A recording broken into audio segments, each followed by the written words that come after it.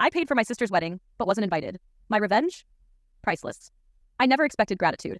Not from family. That word alone had always carried enough weight for me. Family. It meant long nights spent fixing leaking pipes in my sister's old apartment when her useless fiancé couldn't screw in a bulb. It meant answering calls at 2 a.m. when she was crying about the bakery losing her custom cake order. It meant never saying no, not when she asked for help with her first car, not when she needed money after losing her job, and certainly not when she came to me, eyes wide, voice trembling, talking about her dream wedding. She sat across from me at my kitchen table, tapping her nails nervously against the ceramic mug I'd offered her. I remember how carefully she had rehearsed her pitch. It's just, I've dreamed about this since I was 10. But things are tight, and Jason's job is still sorting out his contract. If there's anyone I can trust, it's you. I didn't hesitate. I asked for numbers, dress, venue, decor, catering, the open bar she had to have. I covered every expense down to the transportation for her out-of-town guests. Tens of thousands wired, invoices cleared, vendors confirmed. Not a single complaint. Not a single condition from me. Why would there be? She was my sister. The day she went for the final dress fitting, she sent me a picture. Her in that lace-sleeved, floor-length gown, smiling with that same crooked grin she had when we were kids building forts in the living room.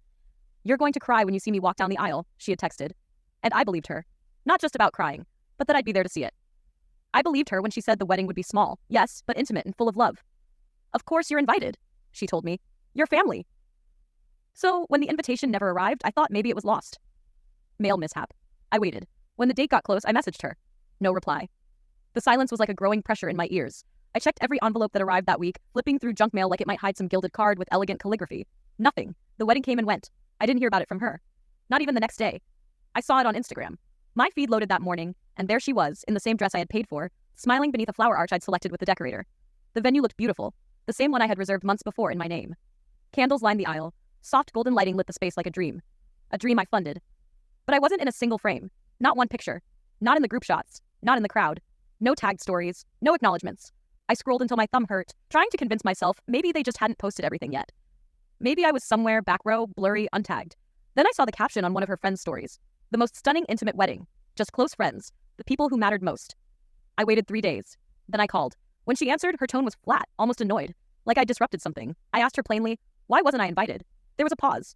I could hear Jason in the background, laughing with someone. She hesitated before answering. "It just didn't feel right having you there," she said with a kind of airy finality. "You don't fit the aesthetic." That was the moment something inside me stopped. Not broke, not snapped, just stopped. Like a machine that had run too long on blind faith and finally ran out of power. I didn't argue. I didn't yell. I simply nodded to myself, thanked her for being honest, and ended the call. And then, very quietly, I went to work.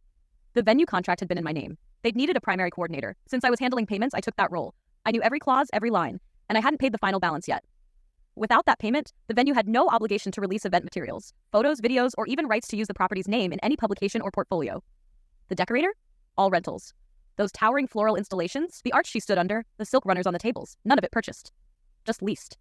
Leased under my account. With a clause that allowed retrieval if final payment wasn't completed. The photographer was an old friend. I had connected them, paid the deposit, even arranged the schedule. All files were stored under my temporary cloud access. That access was now revoked. I called each vendor personally. No shouting, no drama. Just formal notices of cancellation, all within the rights of the contracts. Equipment and decor were retrieved within 48 hours. The venue's office issued a strike on her event for non-payment, and the penalty was forwarded to the bride, the legal recipient under their usage clause. The photos she wanted to submit to magazines? Gone. The highlight reel for her socials? Wiped before it ever rendered. And then came the bills. All redirected. She had never even seen the full total of what she owed. Now it sat itemized, brutal, and entirely her problem. When she messaged me, first confusion, then anger, then frantic voice notes, I didn't engage. I let the messages pile up until one finally hit the right tone. Panic. She had posted her wedding across every platform. She'd announced a magazine spread. The wedding had been styled to look like a perfect fairy tale, and now it was collapsing into dust. No photos, no decor, no vendor release. The images already online? Takedown notices had been filed. When she finally called, screaming down the line, demanding how I could do something so cruel, I didn't bother arguing. I just sipped my coffee and replied, "Next time, invite your sponsor." That was it. No retaliation from me beyond that. No name calling, no warnings. I didn't block her. I didn't unfriend her.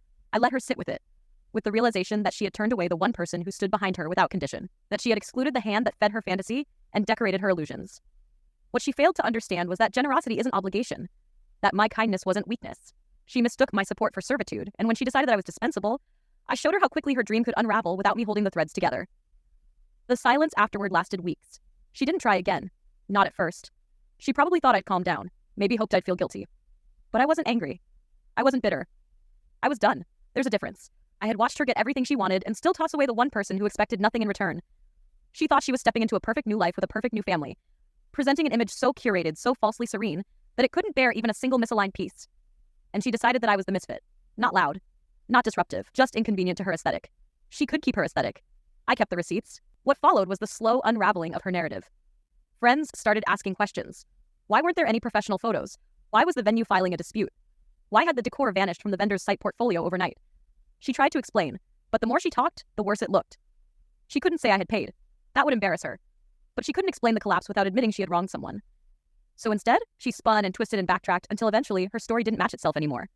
That was just the start. 3 weeks passed. The first thing I noticed was how quiet my phone had become. No more late-night voice notes. No more sudden texts about emergencies I didn't cause. No random updates about her new life. Silence. It wasn't peace. It was pause. The kind people take when they realize they stepped on the wrong nerve and don't know whether it's still twitching or dead. But the world around her didn't pause. Her husband's family started asking questions. Not directly to me, of course. They didn't know me. But through shared acquaintances, whispers started circulating. One of his cousins, someone I'd only met once at a barbecue years ago, messaged me on social media, casually. Hey, didn't you help out with the wedding? I heard there was some issue with the photos. I didn't respond. I didn't need to. Questions like that never stay idle. They grow legs. And once people realize there's drama, they chase the scent. Within days, she was doing damage control. She posted an old iPhone video of the ceremony, grainy and awkwardly framed, as if to prove everything had gone smoothly. The captions changed tone, from celebrating a magical day to defending a personal, private event. She claimed the photographer had technical issues, said the decor was minimal by choice, and hinted that someone she used to trust had complicated things last minute. No names, of course. That would force confrontation. She hoped the vagueness would keep people guessing. But vague stories only work when your audience isn't curious. Hers wasn't curious. They were suspicious. Behind the scenes, her inbox must have been chaos. Vendors weren't quiet either. The decorator, whose work she tried to pass off as her own DIY effort, issued a public statement through their business page after being dragged into her mess. We value transparency with all our clients. Due to non-payment, our services were withdrawn. We do not authorize use of our designs in promotional materials without clearance. Short, sharp, unmistakable. Still, I didn't respond. I didn't correct her. I didn't post screenshots or start a war. I simply watched. Because what I'd done wasn't revenge in a moment. It was a reset of the narrative. She had spent years building herself up on the backs of people she thought were too kind to push back. Friends, parents, even coworkers. She took, and when it was inconvenient to acknowledge the giver, she erased them. Quietly. Cleanly. Until they became shadows in her curated life. I was just the first one who refused to stay erased. A week later, our mother called me. I hadn't told her anything. I figured if my sister wanted to lie, let her dig her own pit. But now Mom was calling, confused and concerned. She says you pulled out at the last second, she told me. That you promised to handle everything, then left her scrambling 2 days before the wedding. I didn't get angry. I didn't try to correct the story. I sent our mother a folder with every receipt, every email confirmation, every signed agreement. I said nothing else. 2 hours later, Mom texted me back. I'm sorry. I had no idea. I'm so disappointed. That was all I needed to know. The next ripple came from Jason's side. His mother, a woman I had met twice and barely spoken to, apparently reached out to my sister privately. From what I later heard, the tone wasn't warm. His family had helped with small things, arranging chairs, handling guests, but they believed everything was covered. Now that legal fees were arriving and follow-up invoices were being redirected, they started pressing for answers. My sister, always confident under social pressure, began unraveling.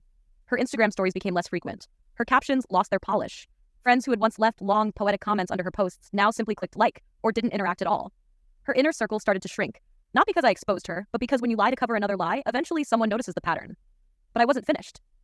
Not yet. There was one thing she hadn't considered. Her wedding wasn't just an event. It was a brand moment. She had plans to start a lifestyle blog, one that would monetize her wedding journey into something marketable. She'd already spoken to a small event planning firm, claiming she wanted to curate experiences for other brides based on her own success. She had pitched herself as a consultant, a guide, an expert on executing a flawless, aesthetic ceremony. She even hinted she might write a book. She hadn't just cut me out of a wedding. She tried to use my investment as her platform, like I was some nameless sponsor funding her personal launch. So I made one call. A client of mine, someone I'd worked with years ago in marketing, ran a publication focused on wedding planning and luxury events. They'd already featured her venue before. I reached out, explained the situation professionally, and asked whether they were planning to cover any part of her wedding. They were, in fact. She had submitted a pitch and photos, but they hadn't confirmed yet. So I sent them the documents. Not with anger, not to sabotage, just facts. The unpaid invoices, the legal clauses, the revoked rights to the images. I explained that if they published anything based on her submissions, they might be open to legal dispute, not from me, but from the vendors. Their editor replied 2 days later. Her wedding wouldn't be featured. Her emails had been flagged. I didn't tell her. I let her find out on her own. It was around that time she finally tried to reach me again. This time it wasn't anger, it was desperation. Her message was longer, a soft tone. She said she missed me, said she had made some bad calls and had been under a lot of pressure. Said she didn't think I'd react this way. I didn't reply. Not because I was being petty, but because I had given everything without condition. And when it suited her narrative, she erased me. She'd always expected people to forgive without confrontation. She depended on others to move on without resolution. But this time, she couldn't rewrite it. She couldn't twist the truth into something manageable. The fallout was bigger than her damage control. 2 months later, I heard from a mutual friend, someone who had been her bridesmaid. She said the group chat had gone quiet. Everyone was confused. A few had tried to ask her what really happened. She denied everything. Said I was vindictive. Said I wanted to ruin her big day. But she never could explain how the files disappeared, why the vendors turned on her, why the venue blacklisted her event. She couldn't answer without revealing the lie. The friend ended the call with, "I wish you just told the truth. You didn't deserve that."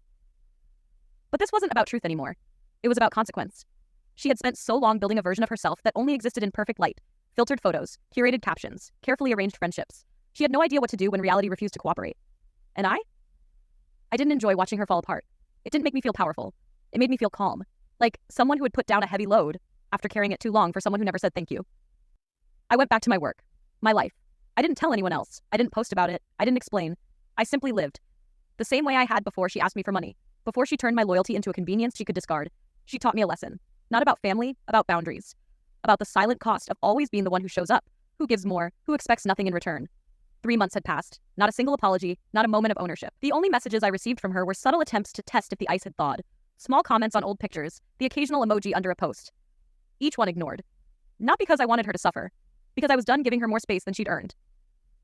The fallout from her wedding never fully disappeared.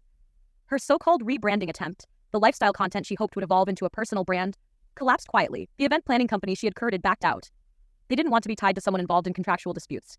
One of her bridesmaids eventually unfollowed her, then another. Those small signs were easy to miss, but not for her. She'd built everything on image. So every lost follower, every unanswered inquiry, wasn't just a rejection, it was erosion. I watched it happen from a distance. Quietly. Fully aware, she still didn't understand the scale of what she had done. She hadn't just hurt me. She'd dismantled trust so thoroughly that rebuilding it would have taken more than a text or a forced coffee meetup. But she wasn't willing to do real work. She never had been. And I no longer had interest in pretending that was acceptable. My mother tried to mediate, briefly. She called again, saying my sister had been through a lot lately and maybe I should just let it go. I said no, not because I was holding a grudge, but because I had finally understood something important. Forgiveness isn't a gift to those who wronged you. It's a decision you make for yourself. But access? Access must be earned. She wasn't entitled to it anymore. It wasn't revenge I had taken. It was reclamation. She borrowed my generosity and sold it as her own success. When I refused to play along, the illusion cracked. She thought the wedding would elevate her. Instead, it became a cautionary tale among her circle. People remembered. Vendors remembered. The internet doesn't forget flagged files or withdrawn credits. And the photos she managed to recover through secondary sources? They never had the same effect. People could sense something had gone wrong, even if they didn't know the details. Eventually, she moved on. She had to. That lifestyle blog turned into a dormant page. The planning company dropped her name from their potential collaborators list. She tried smaller things, local pop-ups, small workshops. Nothing caught on. Her image had been polished, but her reputation had been dented. Not shattered, just scarred enough that people hesitated before trusting her. And hesitation is all it takes to halt momentum. I didn't gloat. I didn't bring it up in conversations. I had no need to. What I did to protect the principle, not feed my ego. And when I told people the story, when they eventually asked for the full truth, I didn't exaggerate. I told it plainly. I paid. I was excluded. I removed what was mine. That was all. By the 6th month, the noise died down. No more updates. No more fake kindness. No more subtle outreach. She had finally gotten the message. I wasn't angry anymore. I wasn't even disappointed. I simply had nothing left to give her. And once she realized that, she did what people like her always do. She shifted her story again. Now, according to those still close to her, we had grown apart. A clean phrase, sanitized of truth. Easier for her pride. She wasn't wrong. We had grown apart.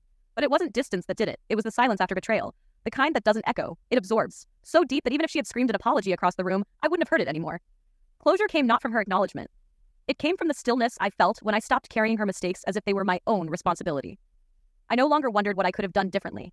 I no longer searched for a version of the story where she'd made space for me at the ceremony. I no longer imagined the version of the photo I might have been in. That version of the past didn't exist. And I didn't need it to. The money was gone. The time was spent. But the lesson remained. Sometimes, the best revenge isn't destruction. It's removal. Not from spite, from clarity. She'd built her celebration on borrowed hands and expected applause. When the hands withdrew, the performance ended. No encore, no curtain call, just quiet. I moved forward, fully, without needing her to look back.